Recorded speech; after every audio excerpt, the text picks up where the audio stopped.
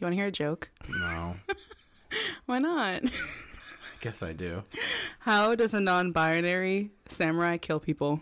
How? They slash them.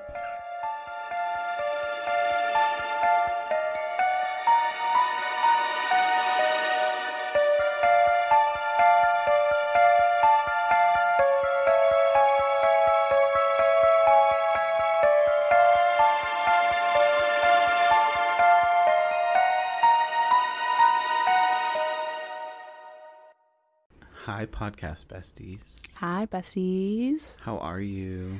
Just peachy. How are you? It's been a while. We have a bonus episode that we had released last time. Oh, yeah, because we got gaslit by the weather people. Yeah, so we couldn't record as much as we usually did, so our time got cut short. Mm-hmm. And then work cut our time shorter, so... Oh, yeah. Fuck our job. We don't get to see each other as much as we used to. I know. This is my first time seeing Paul after a week. Right there. That was quick. We got to the singing portion already. Yeah, it's been a while. And then we were in the car and she's like, I'm overwhelmed. And I'm just like, aw. There's just so many things I wanted to say and I didn't know what way to say them because usually I just see you all the time. So I just like, you're my train of thought. You just already know what I'm going to say. But I haven't seen you for so long and there's so many things I wanted to say. I was like, I don't even know where to start. Yeah. It's a reunion. It's cute. At the family reunion. But anyways, before I forget, because I'm here to redeem myself, we're your host. I'm Paul. And I'm Breana. And today on Isn't That Odd podcast. Episode 10. Yeah, we have some true crime stories for you. We have some... Oh, paranormal. So yeah, I got a true crime story for you today. Breana has a paranormal story for you today, so it should be a really good episode.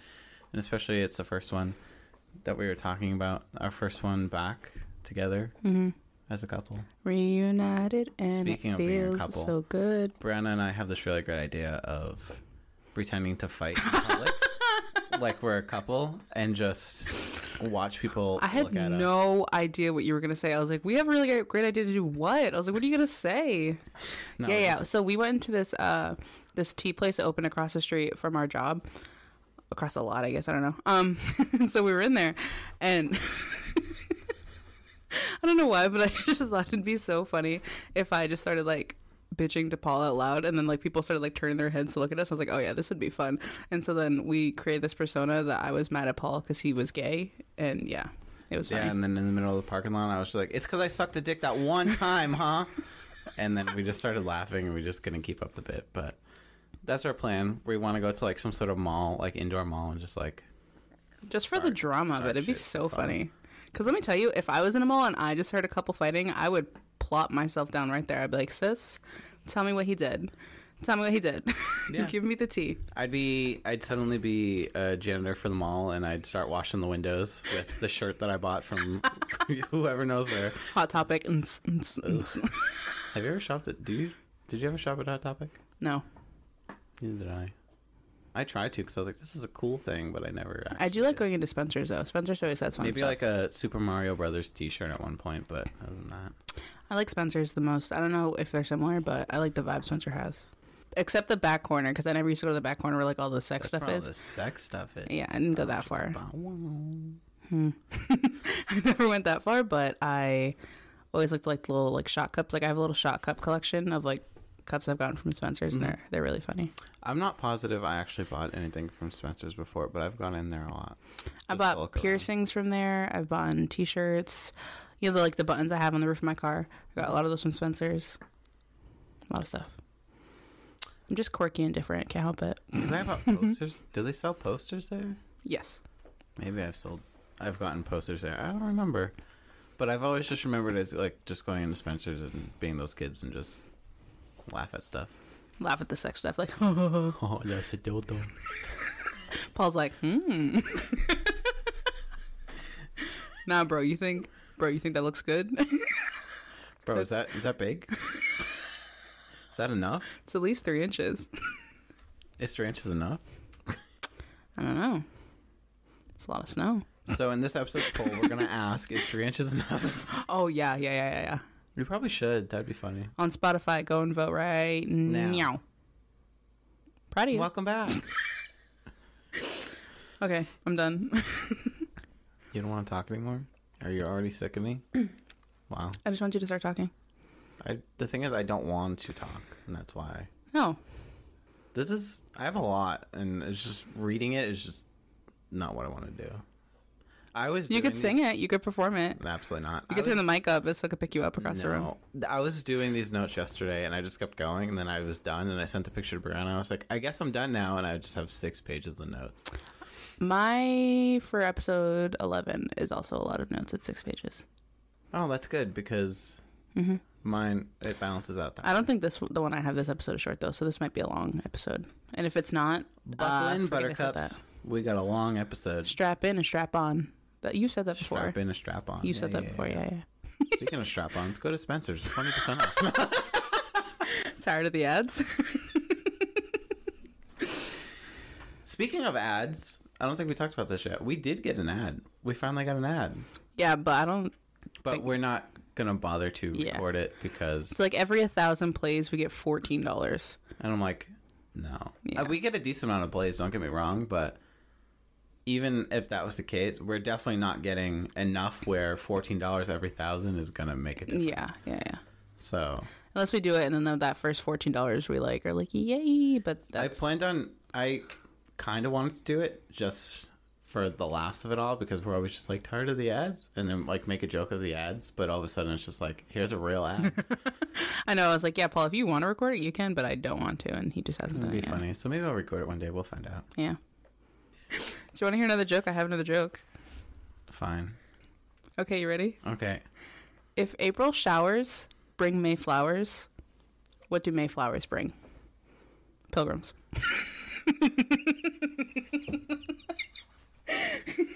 You didn't even give me a chance to say anything. I know, funny. I didn't want you don't want to give you a chance to say anything. Paul's acting like they're not funny, but he's laughing. He's just not doing it into the mic. No, the non-binary.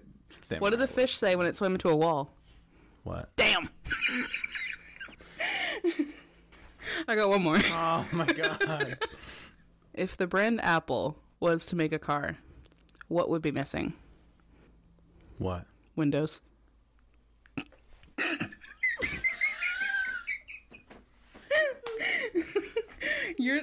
They're dumb, but they're so funny. You can't even say some good jokes. It was just the immediate, like, Windows. Like, for me, the hand over mouth and everything. Well, I was trying not to scream into the mic like I did last time. I thought something was really funny, and I blacked out. That was so funny. Because when I was listening to that back, I was just like, this is going on for so long. It's like 15 seconds of me hyperventilating into the microphone. Anyway, I gave you enough fluff. Now you can talk. Bye. Yeah, that was a lot of fluff. Tired of the fluff? I don't have any more jokes, so that's Skip fine. to the story. Tired of the fluff? Find another podcast. When you think of the typical grandparent, what comes to mind? Maybe the stereotypical cookies and knitted blankets? Or even mountains of sweets and getting anything you want because your parents want to give it to you? Is this the time that I unpack the trauma that I have with my grandparents? Because I don't have good grandparents. Maybe we're even thinking of the not-so-nice, more grouchy than anything grandparent that yells at you to get off their lawn and stop being hooligans. Well, when we think about grandparents, do we ever think of them being a bit more devious or murderous, even? My story today is going to go over all there is to know about the death house landlady, Dorothea Puente. What if I told you that I know this story? Did you already look it up? No, I just know it. Oh. I think, at least. Keep talking. Sorry. You're really good at doing that. And a quick side note, disclaimer before going into everything. Not even a disclaimer. Thank you to our unofficial unpaid intern, Nor. They are the one who actually gave us a huge list of possible stories and a nice organized Excel sheet. Yeah, so thank you, Nor, because I had no idea what I wanted to do for true crime today. I had a story lined up, and then I just didn't feel like talking about it, so I needed something new. So shout out to them. This is where I got that from, so thank you for the inspiration. Thank you for making this episode possible. Without you, I would have just told Brianna I'm not recording. Also, crazy, my story is also from Nor, so double shout out from Nor. This is a Nor-inspired episode. Shout out to you, Nor. You're a badass. Thanks, Nor. I'm unwell. Dorothea Puente was born on January 9th, 1929 in Redlands, California, to her mother, Trudy May, and father, Jesse James Gray. Jesse? There it is. You knew it was coming? Yep. Dorothea would be the 6th out of 7 children total that the couple would have. However, they weren't giving these children the fruitful childhood they should have. Instead, their family dynamic was very unstable, and both parents were known to be alcoholics. Her father, Jesse, would even be known to threaten committing suicide right in front of his children. Jesse would unfortunately go on to lose his life due to tuberculosis, though, in 1937. Trudy, Dorothea's mother, was a sex worker and was known to abuse her children and would subsequently lose custody of her children in 1938, only to find her untimely death by the end of that year due to a motorcycle accident. Holy shit. With all this transpiring, Dorothea and her siblings would become orphans and splinter off into different directions, where they would bounce between foster care and different relatives' homes. When Dorothea was 16, she would find footing on her own accord and moved to Olympia, Washington, where she would attempt to make a living as a prostitute.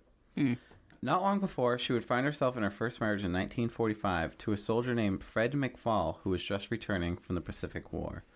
Between 1946 and 1948, the couple would welcome 2 children, 2 daughters to be precise. However, Dorothea would send one to live with relatives while placing the second daughter up for adoption. Dorothea would also suffer a miscarriage before Fred would leave her in 1948, and she would find herself drifting down to California. With Dorothea all on her own following this divorce, she would begin her journey into a life of crime. In the spring of 1948, Dorothea was arrested in Riverside, California, for purchasing various women's accessories using forged checks and pled guilty to 2 counts of forgery, having served 4 months in jail and 3 years' worth of probation. However, 6 months after her release, she would decide to just skip town instead of serving her probation and leave Riverside, finding herself in San Francisco. She said, 3 years? No, 6 months. That's so funny. She just got out. She's like, and I'm gonna head out. Thank you. Exactly. Goodbye. This is where in 1952, Dorothea would marry a merchant seaman, Axel Johansson. Seaman. However, she wasn't Dorothea at this time in her life. She was under the guise of the fake persona Taya Nyarda. Can we just talk about sidebar how easy it was to fake who you were back then? Because there was no like Facebook, Google, nothing to look someone up. You were just who you were, and then people just had to believe you. Yeah. Con men were conning back then, let me tell you. She was self-described as a Muslim woman of Egyptian and Israeli descent.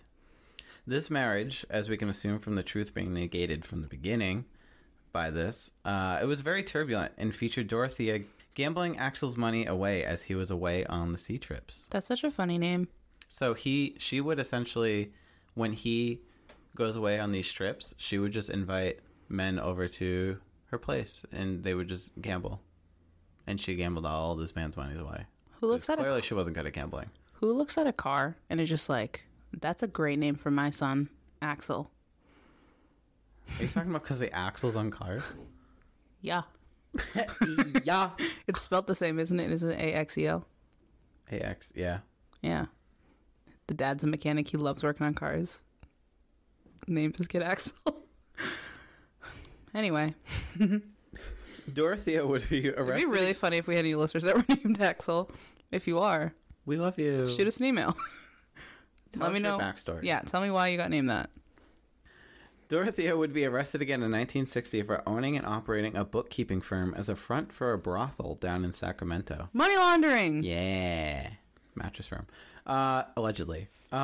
She would be found guilty and sentenced to 90 days in the Sacramento County Jail, and not before long would be briefly committed to DeWitt State Hospital following a binge of drinking, lying, criminal behavior, and suicide attempts.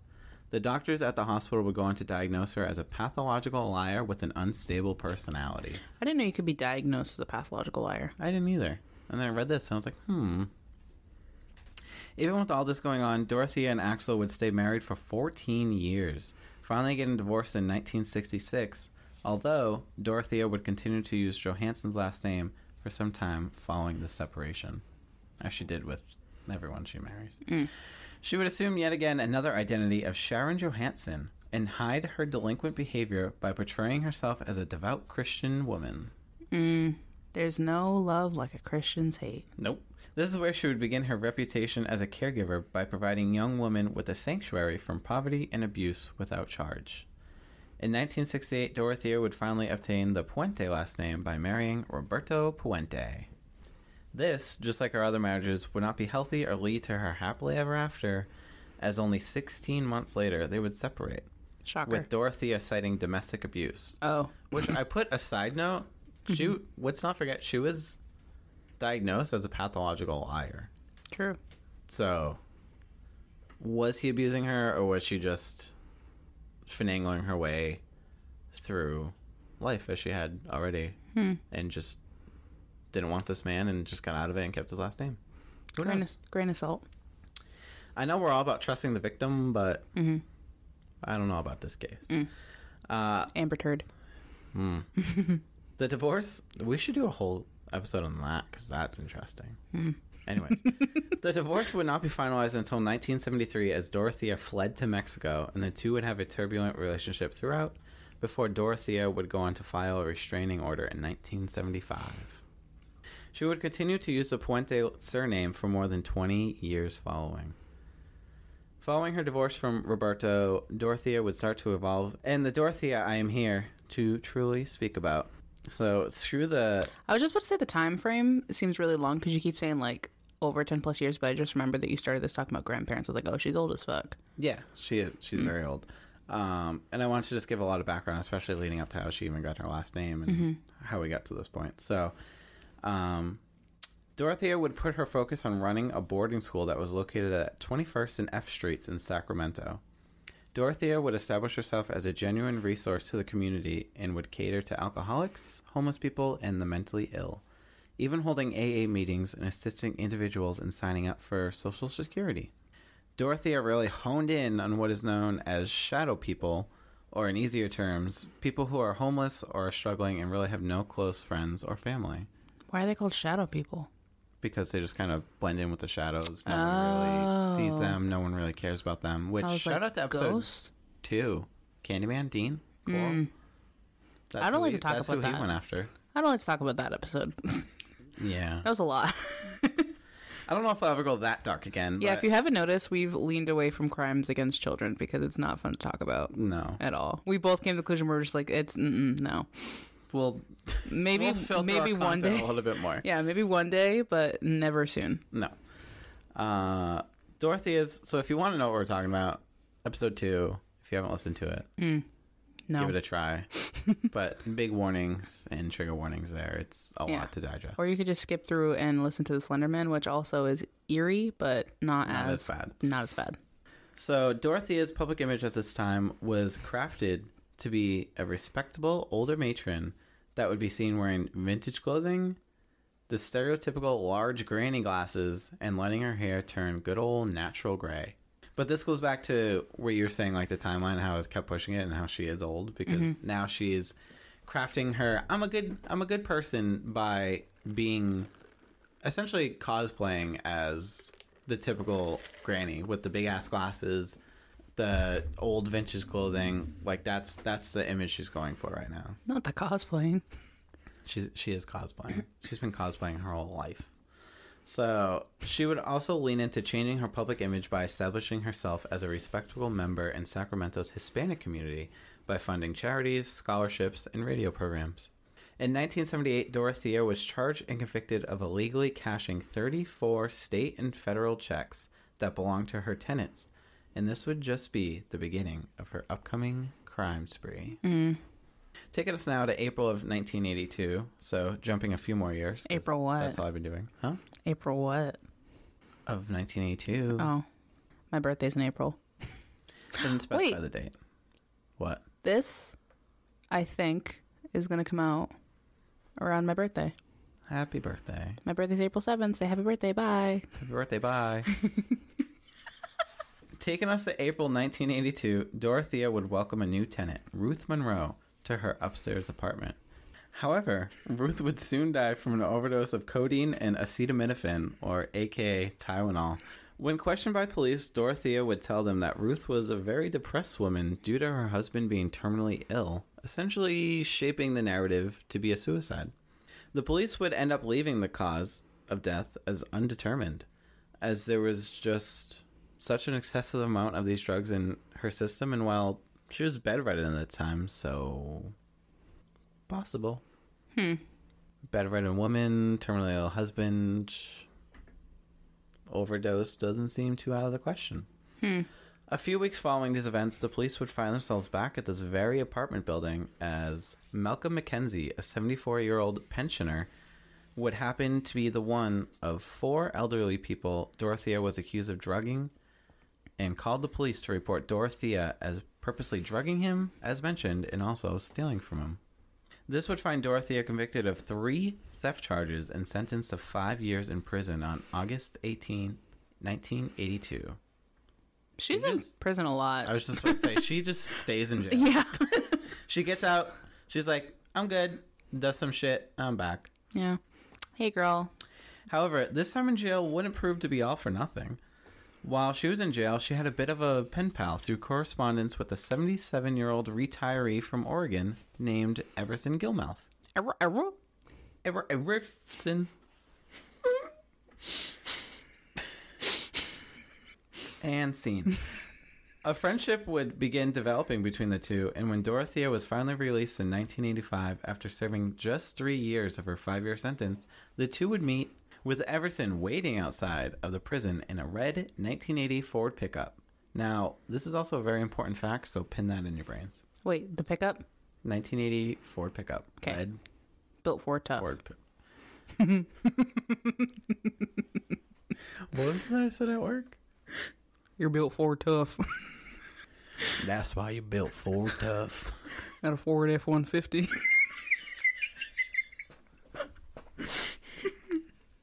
This is why we can't have nice things. You ever take a hammer to your balls? That's what it's like to be built Ford tough. That's what it was. Some stupid shit before, and then you say, that's what it's like to be built Ford tough. You ever put your head inside of a blender? That's what it's like to be built Ford tough. The relationship between the two would quickly enhance past the friend zone status, and they would soon be in talks of having a wedding. Fast forward a bit, because that's all I do, to 1985. So Dorothea hired a handyman named Ismail Florex to install some wood paneling in her apartment. Harmless, right? Florex sounds like it's going to be a mix of like Windex or something you would use to hold your dentures in. Like Fix-A-Dent. Sure. That's from working at the Red Store. That's why I know what that's called. Fuck them. For his labor, Dorothea would pay Ismail $800. Okay, sure, that's normal. And the cherry on top, a red Ford pickup truck. Wait. The pickup truck Dorothea told Ismail was her boyfriend's, who was in Los Angeles and just no longer needed it. She would ask Ismail to build her a 6x3 by foot box to store books and other items. Sounds kind of more like a coffin to me, huh? I guess you could say the coffin was built for tough.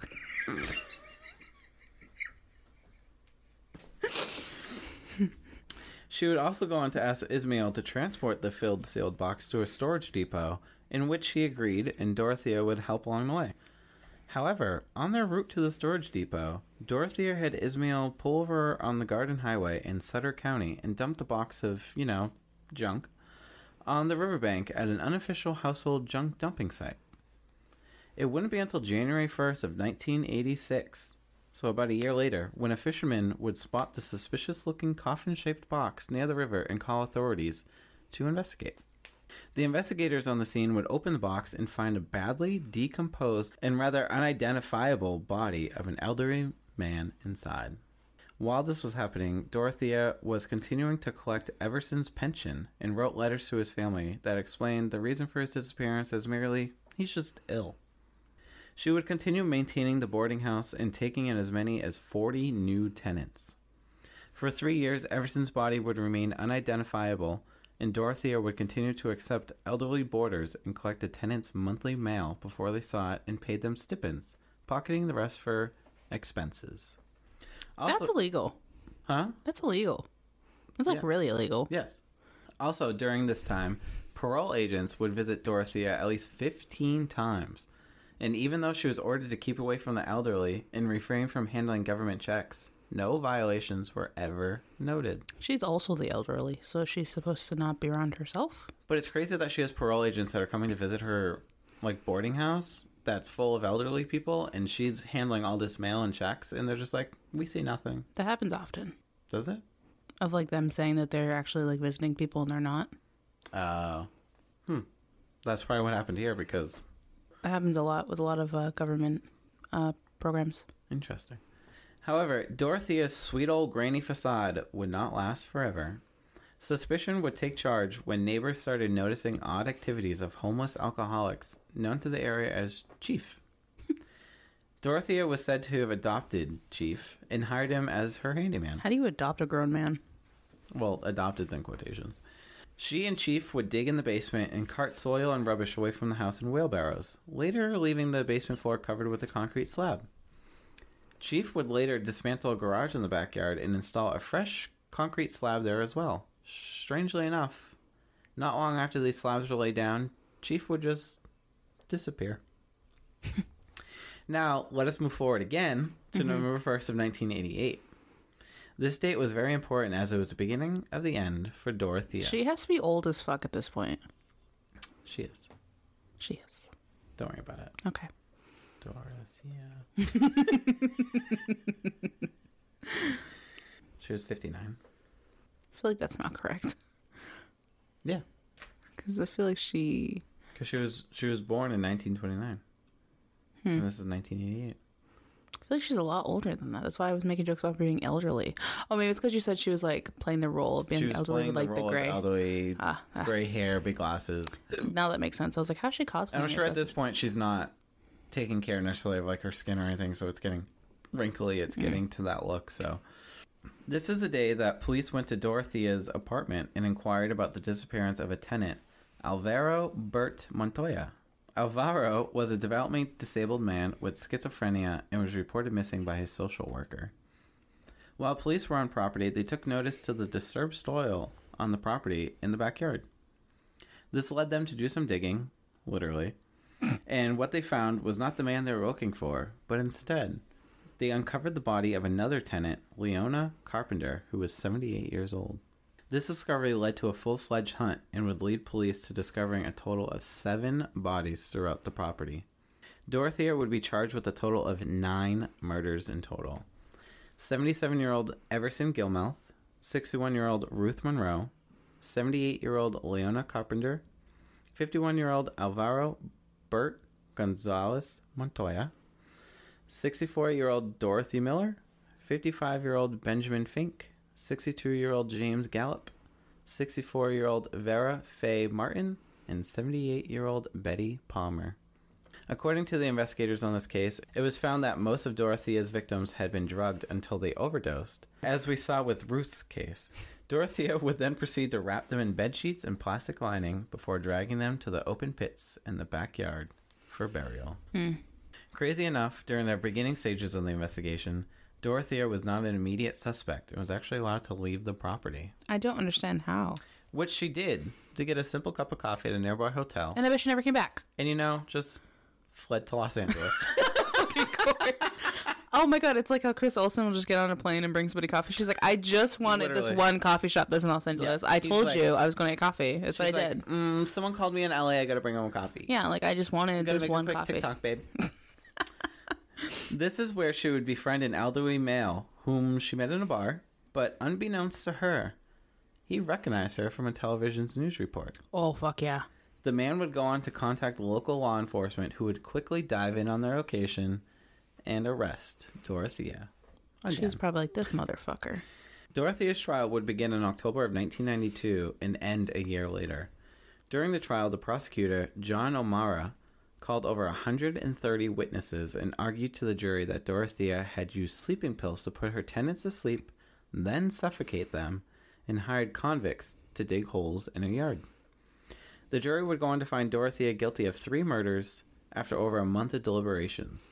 The jury, however, could not agree on the other 6 counts, and after several days of deliberations, the jury became deadlocked 7-5.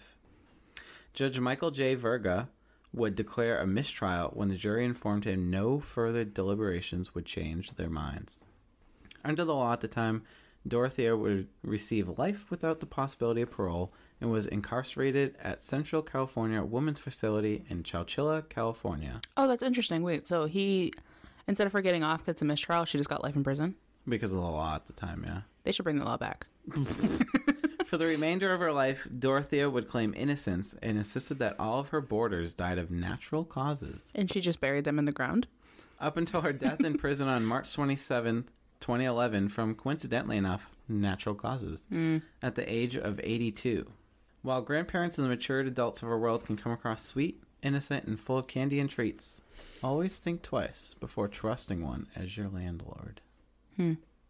So I saw this story on Ghost Adventures. I know that we don't... On Ghost Adventures? We don't like Ghost Adventures. Yeah, because the house Is it where haunted? she like killed everybody, yeah, it's apparently haunted. And one of the spirits that they talked to basically said that there's more bodies that haven't been found on the property. I believe it. There was like I think they said like a total of like 13 or something. It's been a while since I've seen the episode, so the numbers are probably off, but there's apparently more bodies that they found there. I believe it. That's why I knew the case, because I saw it on Ghost Because Adventures. they said they dug in the backyard, but I'm curious if they even dug in the basement. That's exactly where they said that there was bodies, was in the basement. Oh, I believe it. Because they were digging the holes in the basement. Yeah. And that's why when I saw that and I looked and I was like, so did they check the basement? But I didn't see anything that said they checked the basement. They just went outside where they saw everything. Yeah, I don't know. So I'm like, damn. I know we take Ghost Adventures with like a grain of salt, but it was a good episode. You should watch it. I would. I mean, especially now that I have the Background of it. the link, Yeah.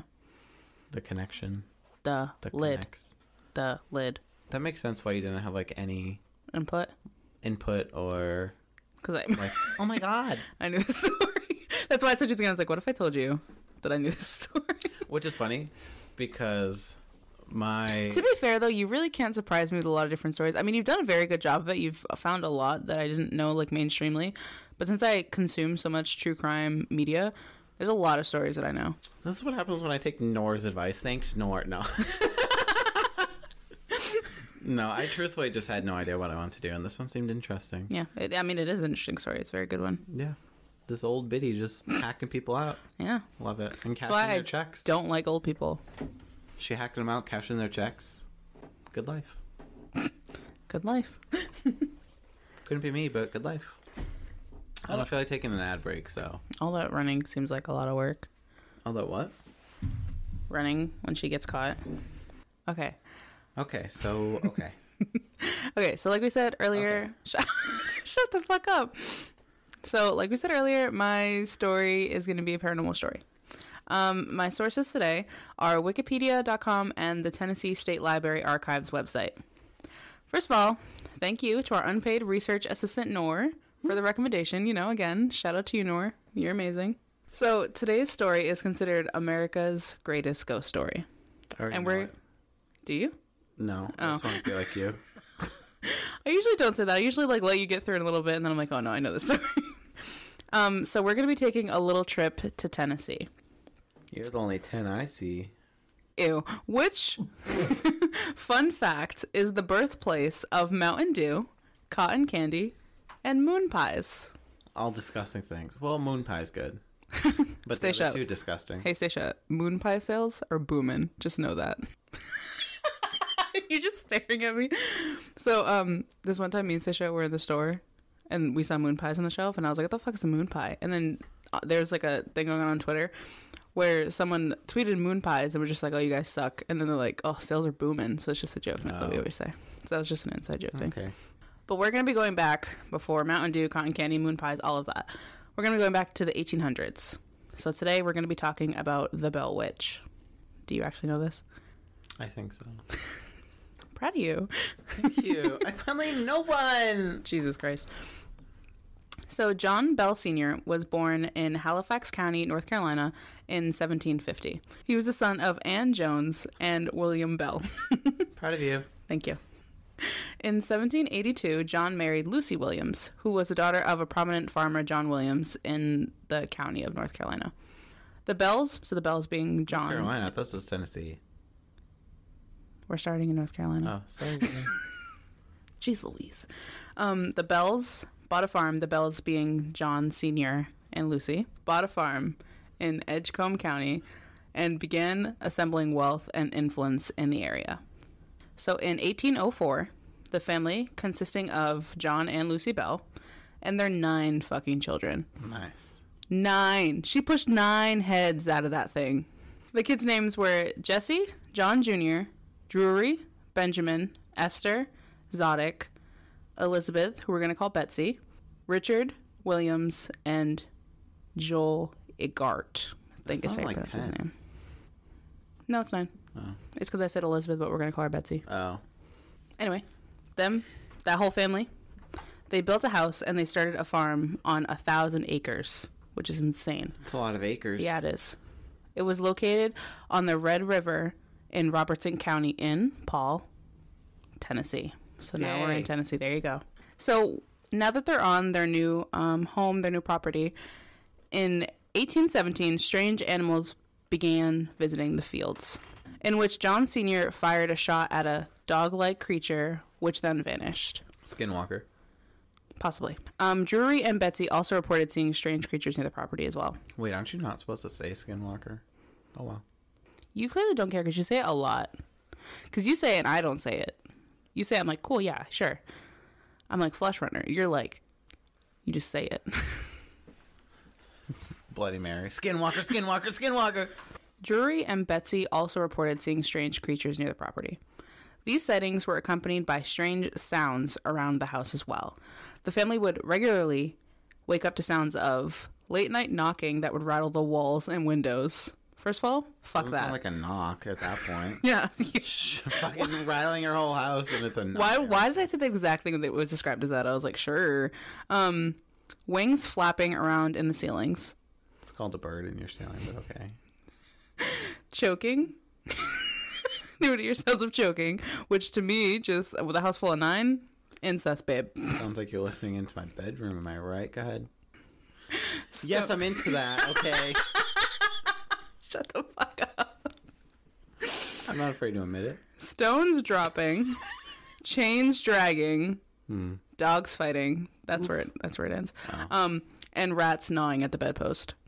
I believe that. Gross.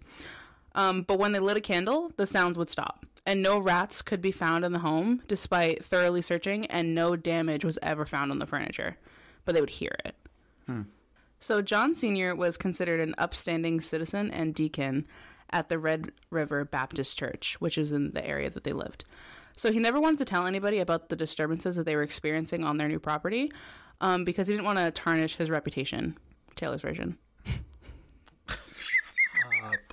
But after a while, he's still not telling anybody about it, and so the terrorization that they were experiencing, it escalated. So the Bell Witch that we're talking about today gets her name because she was the witch of the Bell Farm. That's literally why she gets her name. But John Sr. also named her Kate because he's a petty bitch. So he named this witch, or spirit, he named her Kate after the very much alive wife of his neighbor. Because the neighbor was just talking mad shit about Bell. He was just going around the town talking mad shit about him, saying that he swindled him out of the sale of like an enslaved girl. Just like a slave. So like they're fighting over slaves. And so John was just being petty. And he was like, that spirit's name is Kate because your wife's a bitch. That's quite literally the whole reason why her name is also Kate. And to me, honestly, kind of love that. I know. It was so funny. I was like, he's a petty little bitch. Gotta give it to him. Okay, yeah. And then remember, obviously, that we're in Tennessee in the 1800s, so slavery is in full swing. Just let's remember that.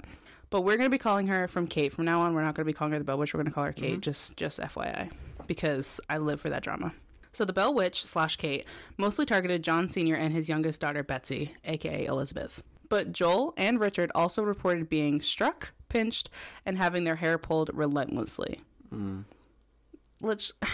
we just say, I don't understand why people stay in houses that are haunted. Because if something's pulling my hair and pinching me, that would make me irrationally angry. I would be squaring up with the air at that point. Like as soon as something pinched me, I'd start swinging. I was just about to say the same thing. If I got pinched out of nowhere, I'd be swinging at the air.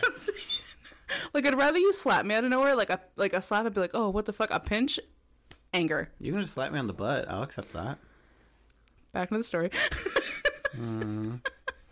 So Lucy and John Jr. were left relatively unharmed by the witch.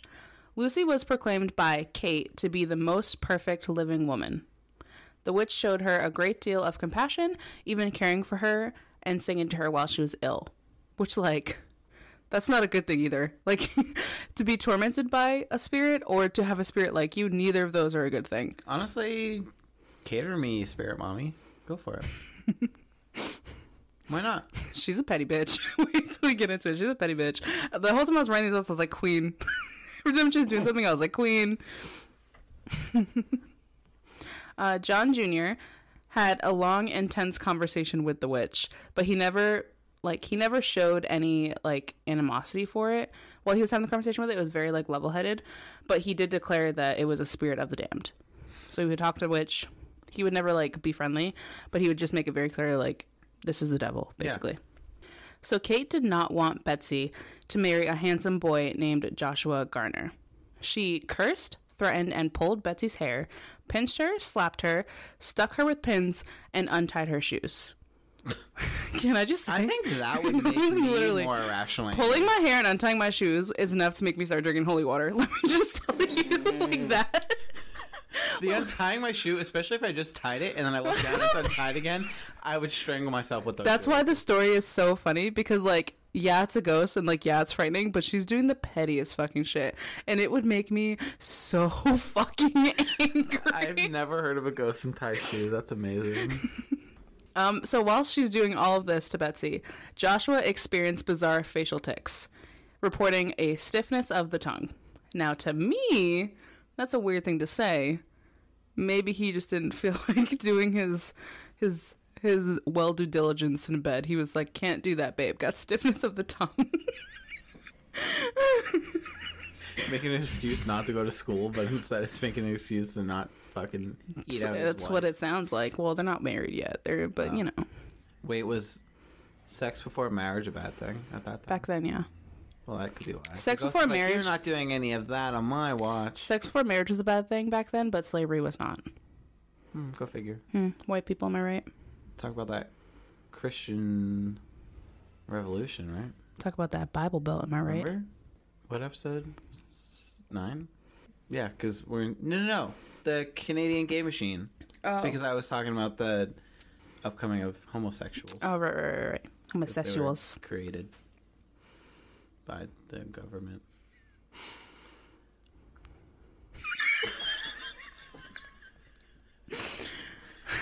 So Kate's attacks on Betsy were not all related to her relationship with Joshua, and they were not confined to just being on the Bell property either.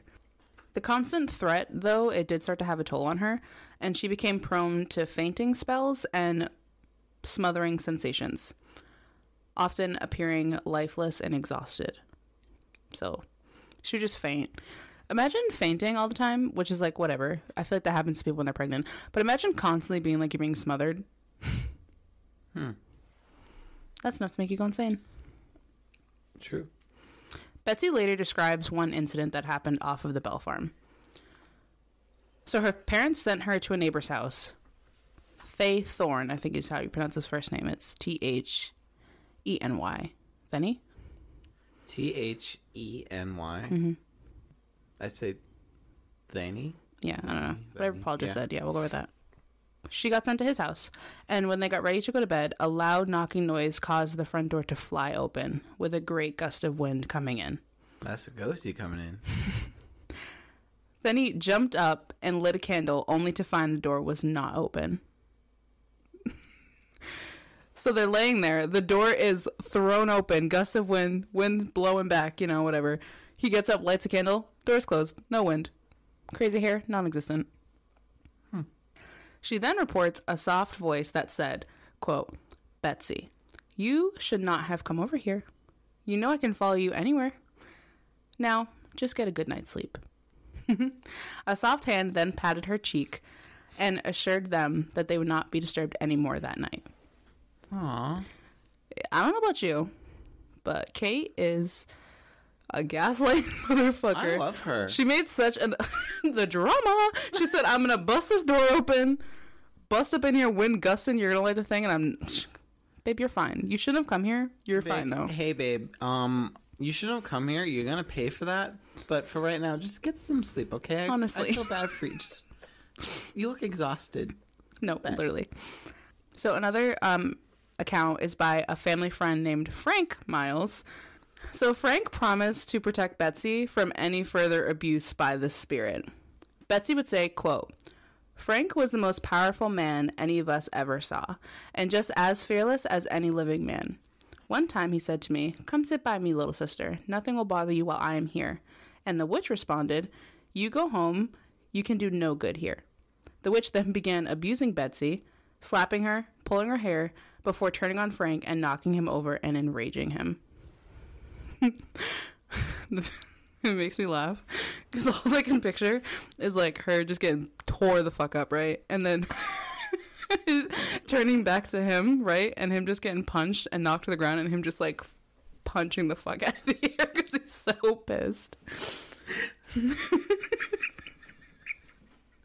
See, me, I picture them on a couch. I know it's like whatever. It's Yeah. Back then they didn't have like TV, but like they're just like looking forward, watching TV or watching something. And then Frank just looks over and just sees Kate getting fucked up by nothing. And then it's just like he sees something turn to him and he just gets fucking walloped in the fucking mouth. She got mollywopped. I can picture it so great in my head. Oh, I fucking love this story. Kate is just tearing them the fuck up. It's, oh my god. He gets down and he's punching the air thinking he's doing something. Oh, I can't believe this is so great. I believe in ghosts. We did it! Whew. I knew the story was going to be a hit. Let me Wow. just say that. So when other community members... Jesus Christ. Sorry, I just have that scene in my head. It won't go away. Oh, okay, I'm good. Okay. You sure? Yeah. Just keep going. So when other community members would try intervening, Kate became ruder and ruder. If it was impossible, she's just being fucking a bitch at this point. A family friend named William Porter claimed that the witch climbed into bed with him, allowing him the opportunity to attempt to throw it into the fire. Huh? Listen. Saying only the immense weight and terrible smell of it prevented him from succeeding. So he said he stayed at the house and the ghost crawled into bed with him, which to me seems like, you know those scary movie, the franchise scary movie? Yeah. And it's all like the funny shit that happens. Yeah. That scene where the guy's literally where the girl is literally getting fucked by a ghost. Yeah. That's the first thing that popped into my head when I read that. But it flip-flopped. It was obviously the guy fucking a ghost. My question. And then he tries to throw it in the fire like to get rid of it to damn it back to hell. How do you? He's fucking it. How do you throw a ghost into? I don't know. Was he actually getting laid by the ghost? No, I'm just saying. Oh, for the lulls of it all. Yeah, because the ghost just got in bed with him and he just let it. He said, "How are you gonna throw ghosts in a fire?" I don't know. Oh. But I would lose my fucking mind if a ghost even stepped anywhere near my bed. Like, even a little handprint, I'd be like, no, goodbye. So, I mean, we've been joking about how great Kate is, but she's still very racist, let's be honest. Because she disliked many of the family slaves that they had, tormenting them relentlessly, beating them, and refusing to allow them to leave their area and, like, go into the house. So, like, basically she's just, like, an average woman from the 1800s because that's what they did to slaves. I don't know why people have, like, the thought process that, like, men back then were, like, overly harsh to their slaves and, like, women were not. Because the white women back then, white women back then obviously didn't have any rights. And so, like, the fact that, like, slaves had less rights, they were like, oh, I can one up these motherfuckers. So they would just, like, beat the fuck. That's the way they get their power. Yeah. You know? A slave from the Bell Farm named Dean stated that he encountered the witch several times and that it appeared frequently in the form of a large dog or wolf. Sometimes with 2 heads, sometimes with no head. No thank you. Dean also claimed that he was turned into a mule and he was attacked several times by the witch. At all times, he carried his axe with him, and a, quote, witch ball, which was made by his wife as protection from the witch's influence. Betsy would continue to endure Kate's abuse, and after calling off her marriage to Josh, Betsy was eventually married to her former school teacher, Richard Powell. In 1820, she left the area with her husband and settled in Mississippi. Can I just say, her marrying her former teacher is very much giving Arya and Ezra from Pretty Little Liars. I know you don't watch that show, but that's what it's giving. It's very gross. Sure. You don't think a student marrying her teacher is gross? How old is she? Well, she's an adult now, but the fact that he was her teacher is gross. She makes her own choices. Side eye. Paul just wants to fuck one of his teachers. Maybe she just has daddy issues. Who knows? Oh, she definitely has daddy issues. What the hell? Then there you go. Her dad has like 10 kids. Of course she has daddy issues. So as the abuse continued, it began to impact the psyche of John Sr. Old Jack Bell, as Kate called him, was found dead on December 20th of 1820. So the same year that his daughter moved off with her husband. Got it. John Jr. would report having a, quote, conversation with Kate the day before when he was trying to get his father's medication for him, because he's an old man, obviously, where Kate then gloated, quote, "It's useless for you to try and relieve old Jack. I've got him this time. He will never get up from that bed again," end quote. She claims she, quote, "gave old Jack a big dose of it last night while he was fast asleep, which fixed him right up." A big dose of what? It being a large vial full of dark, smoky liquid of unknown origin. Wow. The contents of the vial were thrown into a fire and it erupted into a blue gaze. Blue blaze. Not gaze, it was blaze. Kate then crashed the funeral of John Sr., disrupting the service and singing, basically just like really drunk. The ghost showed up at his funeral and was just drunk off her fucking rocker and was just singing songs, mocking them. Good for her. She's a petty bitch. I love her. My next line is, Kate is so iconic. Honestly, slay. So Kate is so iconic, she apparently had an encounter with the future president, Andrew Jackson. He wasn't president yet at this time. I figured. You just gave me a weird look, like, what do you mean future president? The story goes as such. Jackson apparently owned property in Red River and desired to visit the Bell Farm after hearing about the stories, like, through the grapevine. One of his wagons became stuck and could not be moved, despite doing everything in their power to move the wagon. Examples, they were like whipping the horses, examining the wheels, and having it pushed by the men in his party to get it to be moved. He exclaimed, quote, "By the eternal boys, this is the witch." To which Kate replied, quote, "All right, General, let the wagon move on. I'll see you again tonight." The wagon then started moving on its own, and they continued on their journey. That evening at camp, a self-proclaimed witch hunter said he had a silver bullet and told the men tales of hunting witches. Jackson whispered to a colleague who was sitting next to him, quote, "I bet this fellow is an arrogant coward. By the eternals, I do wish the thing would come. I want to see him run," end quote. In the silence, suddenly there was a sound of light footsteps on the floor. And a voice stated, quote, "All right, General, I'm on hand and ready for business." So she's a working queen. She's working 9 to 5. She's getting that money. She's there when you need her. She's reliable. Kate's iconic. I love her. Kate kept telling the witch hunter to shoot, but the gun would not fire. The hunter was struck by an unseen force, claimed to feel the pain of being struck by needles, exclaimed he had been grabbed by the nose, and fled from the tent. Kate then exclaimed, quote, "How the devil did run and beg.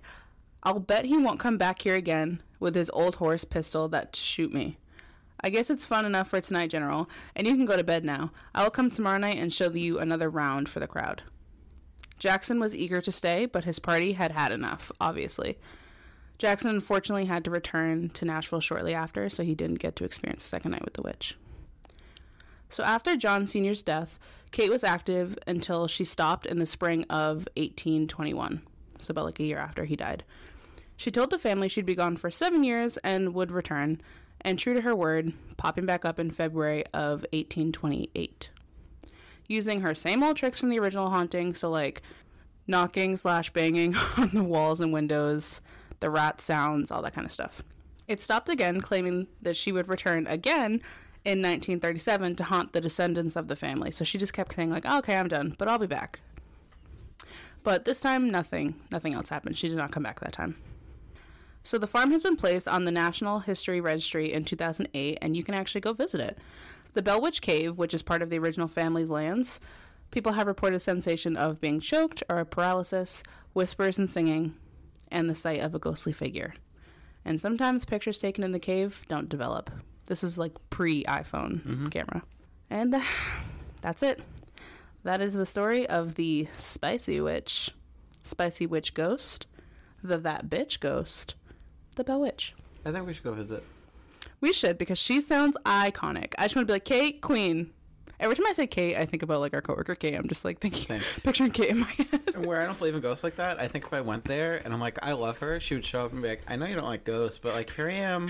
But like, she's so fucking petty. The whole time I was writing this, I was like, Paula's gonna love this, because let me tell you, this is the juiciest ghost story ever. Like, I feel like we're just kikiing with this ghost. These are the type of ghost stories I want. I don't want the typical ones. I want ones like this. She's just such a petty bitch, and I'm here for it.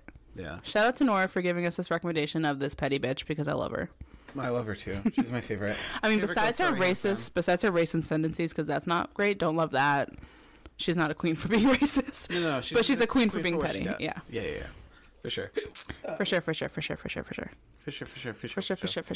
yeah, that was a really good episode. I loved it. How'd you feel? First one back in a while. I know, right? It felt very weird to just be like talking.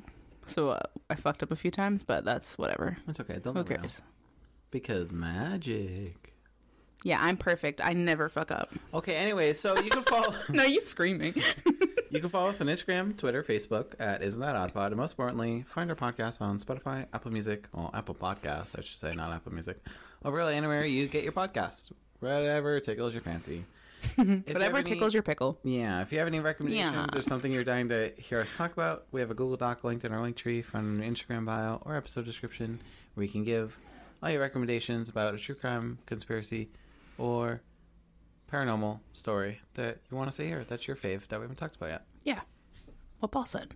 And then you can also email us at isntthatoddpod at Right. gmail.com if you want to give us your own personal stories or you just want to tell us that we rock, because we know we do. So if you want to inflate our egos more, you can tell us that by emailing us. Or also, if you want to be mean and just say bad things about us, you can do that too. Yeah, and also on Spotify, if you listen on Spotify, we usually have polls and Q&As and stuff on there. So go partake in those, especially the ones where I ask you actual questions, not like multiple choice questions, because we could talk about them and talk about your answers and go through them and have a little conversation with you. It's fun engaging with people. Honestly, realizing that how many people actually listen to this podcast, every time I think about it, makes me want to throw up. Same. That's it. That's it. Bye. I feel like we do that every episode, but yes. It's because I did it once unironically. Now we just do it all the time. Yeah. But as always, thank you for listening to our fun little podcast we do here. It is a lot of fun for us to do it, so we hope you enjoy what you get. And if you don't enjoy, I'm sorry, but... Yeah, if you don't enjoy, don't care. If you don't like it, just don't fucking listen. Nah. It do be like that. But anyways, thanks for listening. We appreciate you regardless. Yeah, do be. We love all the support that you guys give us. Yeah. And although this episode is coming to an end, you can find us next week on a brand new episode of Isn't That Odd Pod. That was a cute ending. Thank you. But until then... Don't be a dick. Don't be a douchebag. No, it's don't be a douchebag. Be a menace. Be chaotic, but don't be a douchebag. But be a menace. Be a menace to society. Be a menace to society. It's always fun. Yeah. But do good. Yeah. While being a menace. Yeah. Don't be a menace and do bad. Yeah. Be a menace and do good. Yeah. Because we're all about the good here. Yeah. And just don't be a douchebag. Everything will be okay. Yeah. Yeah. Bye.